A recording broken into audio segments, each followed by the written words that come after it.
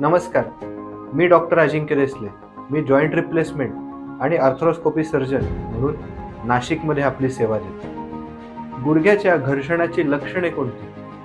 पेशंटला जर गुडघे दुखतात, गुडघ्यांना वारंवार सूज येते, चालताना थोडं अंतर चाललं की गुडघेदुखीमुळे बसून घ्यायला लागतं, मांडी घालून बसणं, पायऱ्या चढणं जर तुम्हाला शक्य होत नाही, तसेच गुडघ्यात वाक आला आहे, गुडघे वाकडे झाले असं वाटतं, गुडघ्यांमध्ये करकर आवाज येतो, असे जर तुम्हाला लक्षणं असतील तर कदाचित तुमच्या गुडघ्यात घर्षण होतंय असं आपण समजू शकतो. गुडघ्यात घर्षण होत असेल आणि घर्षणामुळे जर गुडघ्यात वेदना होत असतील तर तुम्ही डॉक्टरचा सल्ला घेतला पाहिजे. डॉक्टरकडे, ऑर्थोपेडिक सर्जनकडे गेल्यानंतर ते तुम्हाला तपासतील.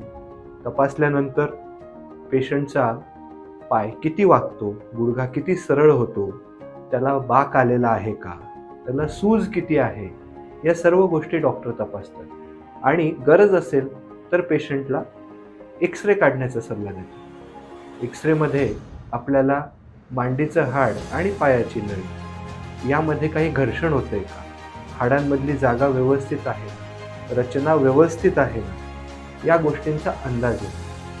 एक्सरेमध्ये एक्सपर्ट डॉक्टर्सला गुडघ्याच्या गादीला इजा झाली आहे का हे सुद्धा कळू शकतं. त्यामुळे एक्सपर्ट डॉक्टरला एक्सरे काढल्यानंतर हे जरूर विचारा. मी डॉक्टर अजिंक्य देसले, रोबोटिक जॉईंट रिप्लेसमेंट आणि arthroscopy surgeon, apex wellness hospital, Nashik.